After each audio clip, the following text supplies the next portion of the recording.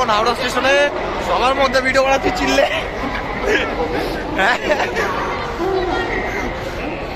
জীবনে প্রথমবার টাটানগর যাচ্ছি, লোকে আমাদের তাকিয়ে আছে হা করে।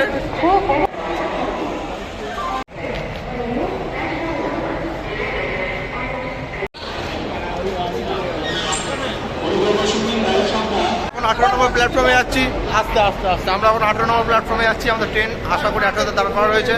এ ভাই প্ল্যাটফর্মে এখান থেকে আমাদের ট্রেন ধরবো, 3টের সময় পৌঁছাবো আমরা টাটানগর।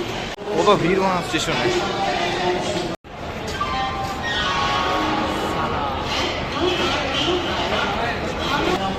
নেওয়া হয়ে গেছে, দেখি কেমন নিলি। এখন আমি আছি হাওড়া স্টেশনে। আমাদের ট্রেন হচ্ছে ট্রেনের নাম কি আহমেদাবাদ এক্সপ্রেস। আর আমরা যাবো, এই আমরা এখন সবাই মিলে যাচ্ছি।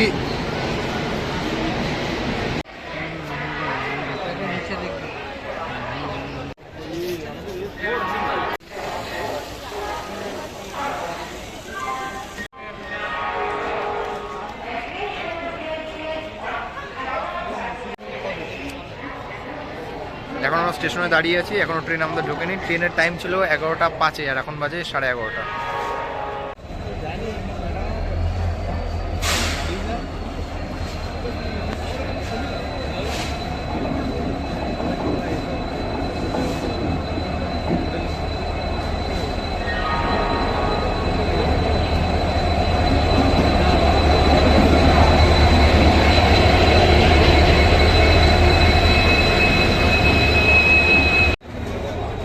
আমরা এখন আমাদের কম্পার্টমেন্টে দিয়ে যাচ্ছি S2।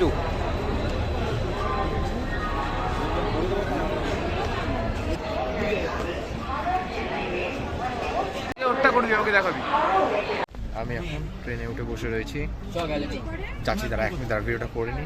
ট্রেনটা বসে হয়েছে, আমাদের ট্রেন ছেড়েছে পাঁচ দিকে, ওই যে আরেকটা ট্রেন ছেড়েছে। ও সেই লাগছে।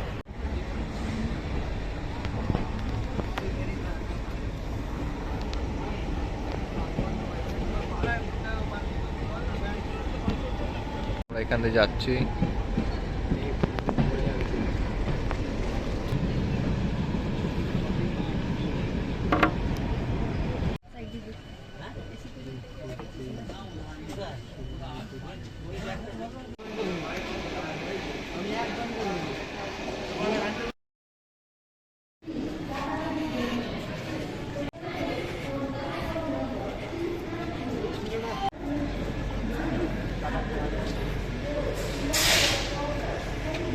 আমরা চলে এসেছি টাটানগরে।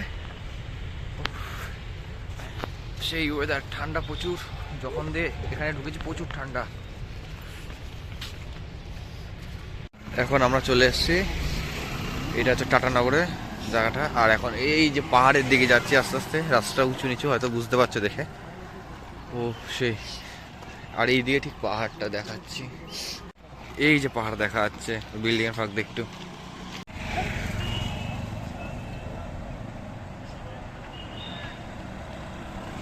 এই যে আমাদের ঠিক লজের সামনেই হচ্ছে এই যে পাহাড়।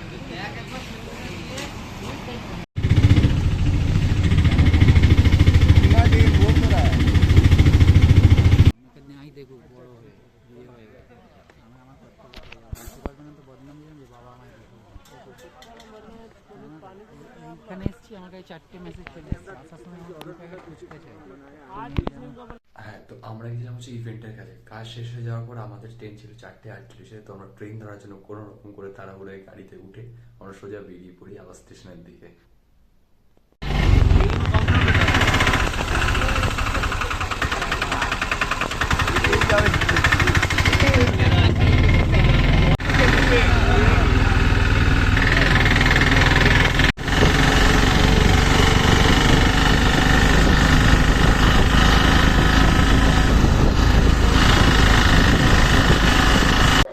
এখন আমরা টাটানগর জংশন আছি, এখান থেকে আমরা ট্রেন আসেনি, আমাদের 2 ঘন্টা ট্রেন লেট।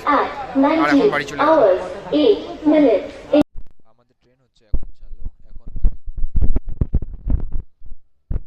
এখন বাজে ঘড়িটা হচ্ছে 7:33। আমাদের ট্রেন 4 ঘন্টা লেট। জানি না হাওড়া কখন পৌঁছাবো, হাওড়া থেকে আবার বাড়ি যেতে হবে, হাওড়া থেকে শিয়ালদা যেতে হবে, শিয়ালদা থেকে পাওয়া নয়টা ট্রেন ধরতে হবে, তারপর গিয়ে পৌঁছাবো আমরা।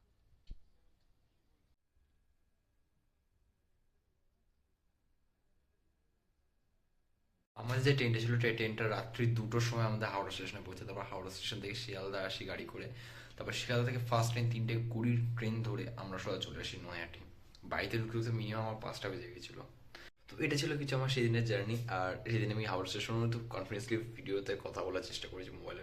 অবশ্যই অনেক লোকে তাকিয়ে রেখেছিল যে কী হচ্ছে না হচ্ছে, কিন্তু বেশিরভাগের কাছে এখন নর্মাল হয়ে গেছে, কারণ রাস্তাঘাটে এখন সবাই এরকম ভিডিও করে। বললাম ঠিক আছে, কোনো অসুবিধা নেই, ভিডিও করেছি। মেন কথা গেছিলাম ইভেন্টের কাজে, আমি যাচ্ছি কোনো একটা ভিডিও করতে করতেই চলে যাই, অসুবিধা নেই।